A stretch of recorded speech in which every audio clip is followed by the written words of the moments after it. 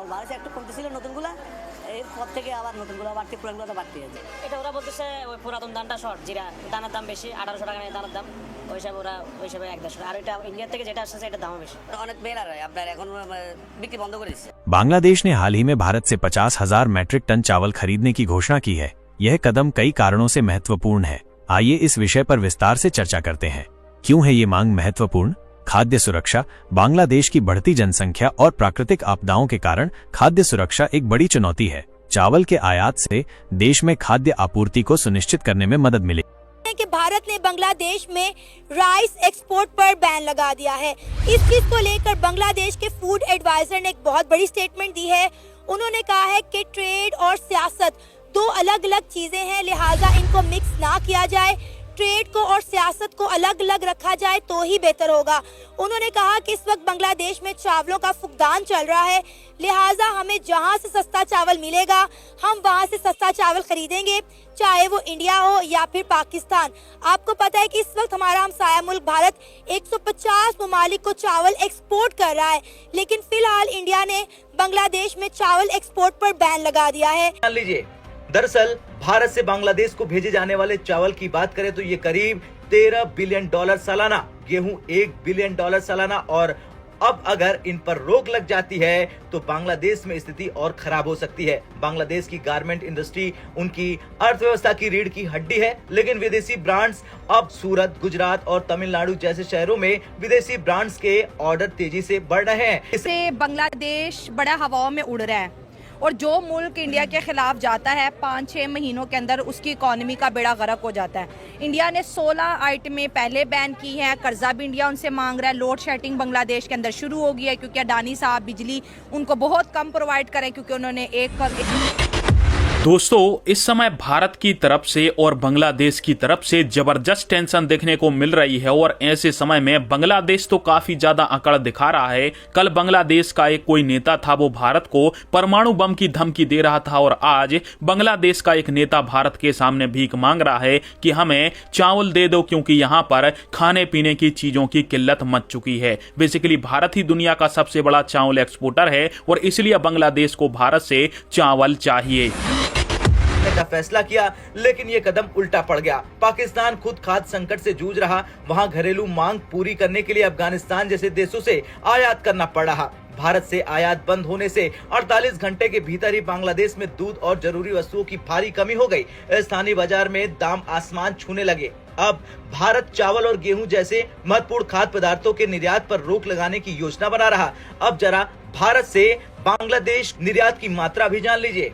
दरअसल भारत से बांग्लादेश को भेजे जाने वाले चावल की बात करें तो ये करीब $13 बिलियन सालाना, गेहूं $1 बिलियन सालाना, और अब अगर इन पर रोक लग जाती है तो बांग्लादेश में स्थिति और खराब हो सकती है। बांग्लादेश की गारमेंट इंडस्ट्री उनकी अर्थव्यवस्था की रीढ़ की हड्डी है, लेकिन विदेशी ब्रांड्स अब सूरत, गुजरात और तमिलनाडु जैसे शहरों में विदेशी ब्रांड्स के ऑर्डर तेजी से बढ़ रहे हैं। ये जो यहूदी है ना, इससे हमें इस्लाम से इनकी दोस्ती से मना किया गया। अच्छा, ठीक है।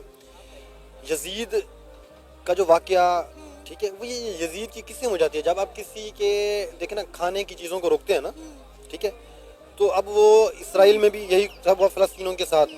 अच्छा, ठीक है, तो ये एक घटिया हरकत है कि भाई आप खाने की चीज़ों को रोक रहे हैं, ठीक है, लेकिन इस टाइम हमारे लिए बड़ी अपॉर्चुनिटी ज़्यादा है, ठीक है, लेकिन हमारी गवर्नमेंट और हमारी जो आर्मी है, अब मुल्क के इन लोगों से निकलेगी तो अपने मुल्क के बारे में सोचेगी ना।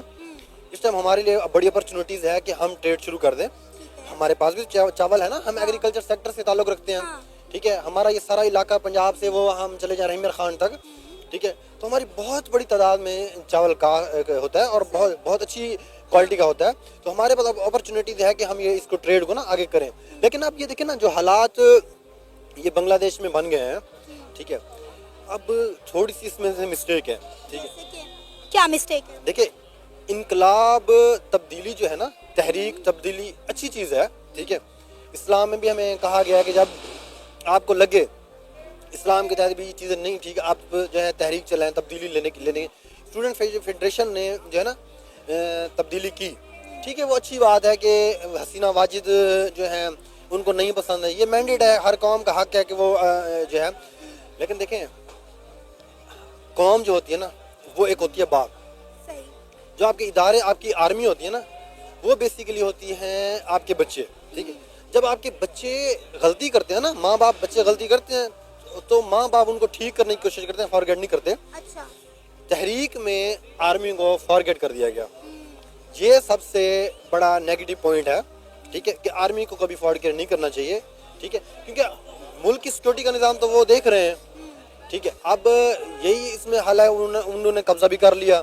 इंडिया ने वहाँ पे उनके एक ज़िले पे कब्जा भी करवा लिया। ठीक है, सारी चीज़ों में इंडिया मुलव्वस है। अब बच्चा तो से बांग्लादेश बड़ा हवाओं में उड़ रहा है, और जो मुल्क इंडिया के खिलाफ जाता है 5-6 महीनों के अंदर उसकी इकॉनमी का बेड़ा गर्क हो जाता है। इंडिया ने 16 आइटमें पहले बैन की हैं, कर्जा भी इंडिया उनसे मांग रहा है। लोड शेडिंग बांग्लादेश के अंदर शुरू हो गई है, क्योंकि अडानी साहब बिजली उनको बहुत कम प्रोवाइड करें, क्योंकि उन्होंने $1 बिलियन के लगभग जो है बिजली का बिल पे करना है। और आज उनके प्रोफेसर कह रहे हैं और बांग्लादेश की आवाम ये कह रही है कि हम अब एटम बम बना के इंडिया को डरा देंगे। तो ये बांग्लादेश अपने पाँव पे खुद खुलाड़े क्यों मारो? इंडिया की एजेंसीज में हमने ये देखा है कि जो मुल्क उनके खिलाफ होता है 6-7 महीनों तक या तो वो लोग ही गायब हो जाते हैं या वो लोग सुधर के वापस आ जाते हैं। आपने बहुत ज़्यादा डरा दिया है कि इंडिया को बहुत बड़ी पावरफुल चीज़ नहीं है। इंडिया कुछ भी नहीं है। अच्छा। देखो मुसलमान जो होता है ना, वो अगर उसका जज्बा ईमान है तो उससे बड़ी ताकत कोई चीज़ नहीं है। अच्छा। अगर आपने जैसे मिसाल है, आप ये सोच रहे हैं कि वो राह वाले जो पाकिस्तान के अंदर जो है ना मार के चले जाते हैं, तो उनकी बहादुरी नहीं है। हाँ। ये हमारी मुनाफिकत है। अच्छा। जिसकी वजह से ऐसा हो रहा है, वरना इंडिया की क्या जरूरत है। हाँ। तो भाई मुसलमान के अंदर तो जज्बा जो है ना, एक जिसने कलमा पढ़ लिया उसका जज्बा मौजूद है। हाँ। वो दुनिया की सुपर पावर बन सकता है। अफगानिस्तान को देख लें आप, लेकिन आप मुसलमान है, उनके पास क्या था। मैं ये नहीं कह रहा कि एटम बम होना वो जरूरी है इंडिया को डराने के लिए। इंडिया को डराने के लिए भाई एटम बम होना जरूरी नहीं है। बाहर विल, ताकत जो है ना, स्टैंड, यही बहुत बड़ी चीज इंडिया है। जिस इकोनॉमी के जिस पावर पे खड़ा है, आपको लगता है उसको कोई इतनी बड़ी?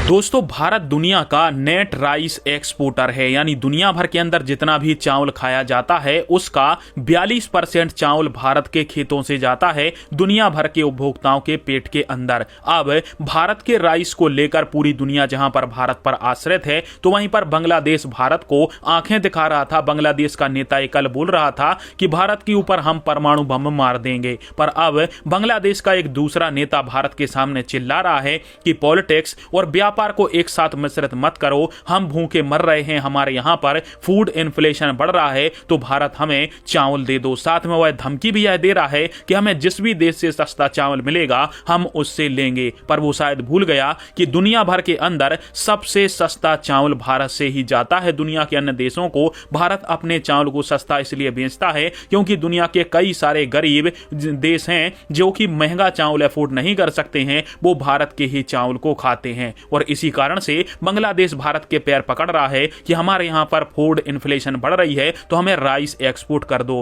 हालांकि आप सभी को क्या लगता है, और बांग्लादेश के हिंदुओं पर हो रहे अत्याचार और भारत के खिलाफ बयानबाजी को लेकर क्या भारत को बांग्लादेश को राइस देना चाहिए या नहीं?